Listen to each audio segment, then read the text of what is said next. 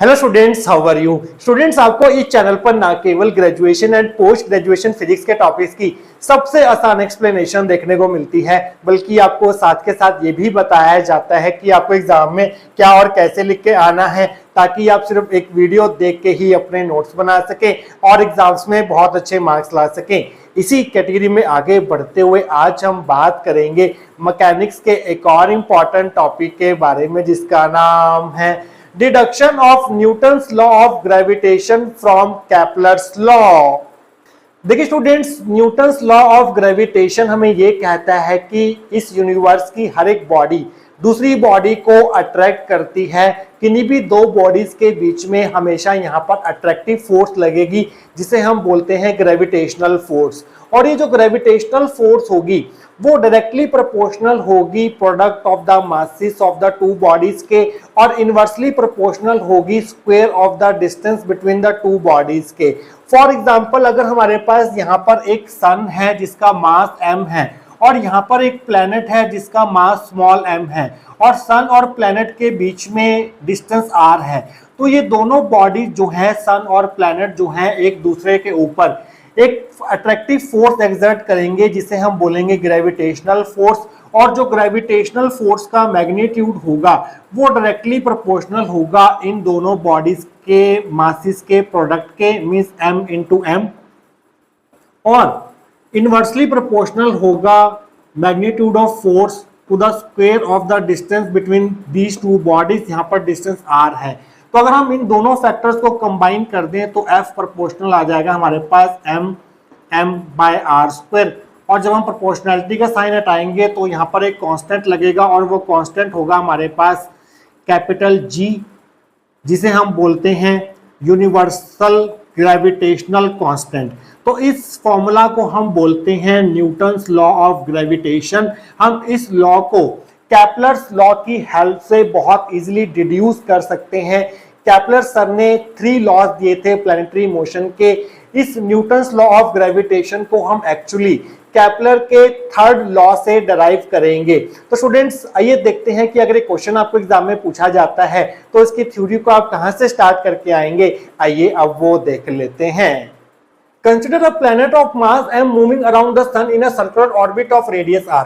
तो सबसे पहले हम एक प्लैनेट कंसिडर करेंगे जिसका मास m होगा, और ये सन के चारों ओर एक सर्कुलर ऑर्बिट में रिवॉल्व कर रहा होगा, और यहाँ पर इस ऑर्बिट की रेडियस r है, और प्लैनेट की वेलोसिटी हम मान लेते हैं कि वो v वेलोसिटी के साथ इस सर्कुलर ऑर्बिट में रिवॉल्व कर रहा है।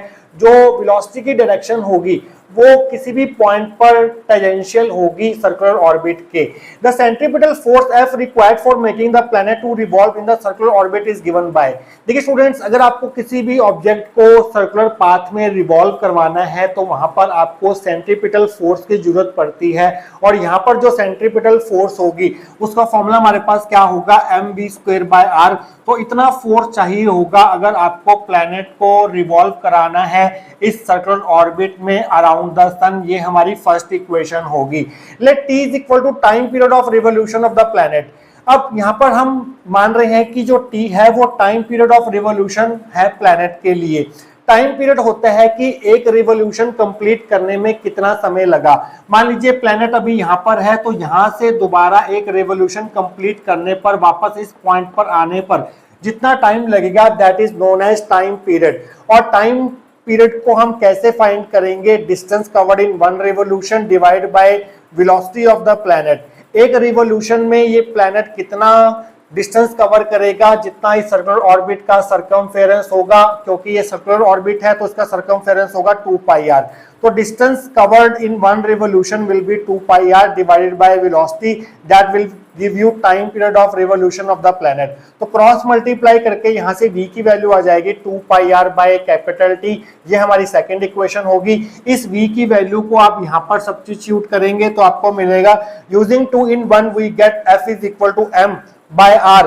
v की जगह हम पुट कर रहे हैं 2πr बाय कैपिटल T, तो 2πr का स्क्वायर करेंगे तो ये हो जाएगा 4π² r², नीचे आ जाएगा t², एक r से एक r कैंसिल हो जाएगा। So f will be equal to 4π² mr by t²। ये हमारी 3rd इक्वेशन होगी। अब हम यहाँ पर यूज करेंगे केपलर्स 3rd लॉ का। केपलर 3rd लॉ हमें क्या कहता है कि जो यहाँ पर टाइम पीरियड है रिवॉल्यूशन का, मींस एक रिवॉल्यूशन कंप्लीट करने में जितना टाइम लग रहा है उसका जो स्क्वायर होगा वो डायरेक्टली प्रोपोर्शनल होगा cube of distance between these two bodies. यहाँ पर डिस्टेंस है यहाँ पर आर, तो उसके क्यूब के प्रोपोर्शनल होगा स्क्वायर ऑफ टाइम पीरियड। इसे हम बोलते हैं केपलर्स थर्ड लॉ। तो ये स्टेटमेंट है, मैथमेटिकल रिप्रेजेंटेशन है केपलर्स थर्ड लॉ की। According to Kepler's third law we have square of time period is directly proportional to the cube of distance between the planet and the sun. So t square will be proportional to r cube. So यहाँ से proportionality का sign हटाएंगे तो एक constant लगेगा, उस constant को हम k मान लेते हैं। सो t square will be equal to k r cube। ये हमारी फोर्थ इक्वेशन होगी जहां पर k जो है वो कांस्टेंट ऑफ प्रोपोर्शनलिटी है।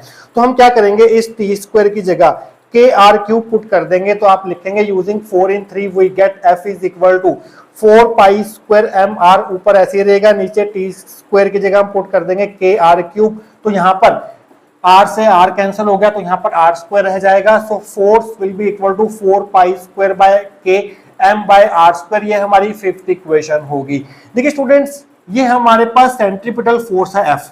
ये सेंट्रीपिटल फोर्स का सोर्स क्या होगा, यहाँ पर ग्रेविटेशनल पुल जो होगा सन का वो यहाँ पर इस सेंट्रीपिटल फोर्स को प्रोवाइड करेगा। और जो यहाँ पर ग्रेविटेशनल पुल होगा, जो ग्रेविटेशनल फोर्स होगी वो म्यूचुअल फोर्स होगी according to Newton's third law of motion. यहाँ पर प्लैनेट भी सन के ऊपर फोर्स एक्सर्ट करेगा और सन भी प्लैनेट के ऊपर उतना ही फोर्स एक्सर्ट करेगा। तो अगर आप यहाँ पर इस फोर्स को देखें तो ये फोर्स जो है वो स्मॉल एम पर डिपेंड कर रही है, मींस मास ऑफ प्लैनेट पर डिपेंड कर रही है। और ये फोर्स जो है इन दोनों बॉडीज के बीच के डिस्टेंस के स्क्वायर के इनवर्सली डिपेंड कर रही है। तो यहाँ पर अगर सन और प्लैनेट एक दूसरे के ऊपर फोर्स लगा रहे हैं तो यहाँ पर सन का भी कोई ना कोई पैरामीटर जो है वो जरूर होना चाहिए। मींस ये जो हमारे पास कांस्टेंट टर्म है 4 पाई स्क्वायर बाय के, ये हर हाल में सन के किसी ना किसी पैरामीटर के डायरेक्टली प्रोपोर्शनल होगी और वो पैरामीटर यहाँ पर होगा मास ऑफ द सन। तो यहाँ पर 4 पाई स्क्वायर बाय के जो है वो मास ऑफ द सन के डायरेक्टली प्रोपोर्शनल होगा। तो यहाँ पर आप लिखेंगे the source of centripetal force F is the gravitational pull of the sun. यहाँ पर जो सेंट्रीपिटल फोर्स प्रोवाइड की जा रही है प्लैनेट को to revolve around the sun in circular orbit, वो कहां से मिल रही है, वो gravitational pull of the sun से मिल रही है। As the parameters m and r are related to the planet, क्योंकि यहाँ पर स्मॉल m और r जो हैं वो प्लैनेट के पैरामीटर्स हैं। यहाँ पर m जो है वो मास ऑफ प्लैनेट है और r जो है वो प्लैनेट का डिस्टेंस है सन से। तो ये वाला फैक्टर जो है वो सन के किसी ना किसी पैरामीटर के डायरेक्टली प्रोपोर्शनल जरूर होगा और वो पैरामीटर होगा हमारे पास mass of the sun, that is capital M। Therefore the factor 4 pi square by k must be proportional to the mass of the sun, means 4 pi square by k will be directly proportional to M। तो यहाँ पर students fifth और इस result को use करते हुए हम इस रिजल्ट तक पहुंचेंगे नेक्स्ट सेक्शन के अंदर। तो स्टूडेंट्स लास्ट सेक्शन में हमने देखा था कि ये जो सेंट्रीपिटल फोर्स की राइट हैंड साइड में ये जो कांस्टेंट टर्म है 4 pi square by K, that must be proportional to some parameter of the sun, और वो पैरामीटर ऑफ सन जो था वो मास ऑफ द सन था, कैपिटल M। क्योंकि ये जो सेंट्रीपिटल फोर्स का सोर्स है वो यहाँ पर ग्रेविटेशनल पुल ऑफ द सन है, तो इस फैक्टर को 4 पाई स्क्वायर बाय के को सन के मास के डायरेक्टली प्रोपोर्शनल होना ही पड़ेगा। तो जब हम यहाँ पर प्रोपोर्शनलिटी का साइन हटाएंगे तो यहाँ पर एक कांस्टेंट लगेगा capital G 4 pi square by K, that will be equal to GM। ये हमारी सिक्स्थ इक्वेशन होगी जहां पर G जो है वो कांस्टेंट ऑफ प्रोपोर्शनलिटी है और इस G को हम बोलते हैं यूनिवर्सल ग्रेविटेशनल कांस्टेंट, जिसकी वैल्यू हमारे पास होती है 6.67 into 10⁻11 Newton metre square kg-2। तो अगर हम 4 पाई स्क्वायर बाय के की जगह यहाँ पर GM पुट करें तो आपको क्या मिलेगा, using 6 in 5 we get F is equal to, इस सर्कल की जगह आप पुट कर देंगे GM और साथ में हमारे पास M है स्मॉल m और नीचे r स्क्वायर है। तो आपका जो फॉर्मूला मिला फोर्स का वो क्या मिला, GMM बाय r स्क्वायर। यही होता है हमारे पास students Newton's law of gravitation. तो हमने न्यूटन्स लॉ ऑफ ग्रेविटेशन को बेसिकली किससे डिराइव किया है, Kepler's law of planetary motion से डिराइव किया है। इनफैक्ट यहाँ पर हमने यूज किया है केपलर का थर्ड लॉ, जो कहता है हमें T square proportional R cube. तो आप लास्ट में लाइन लिखेंगे, hence Newton's law of gravitation follows from Kepler's law of planetary motion. तो जो आपका न्यूटन्स लॉ ऑफ ग्रेविटेशन है वो Kepler law of planetary motion से ही डिराइव किया जा सकता है। तो स्टूडेंट्स ये था आपका आज का टॉपिक। आई होप आपको आज का टॉपिक जो है वो अच्छे से क्लियर हुआ होगा। मिलेंगे किसी और important topic related to mechanics के साथ। Till then take care.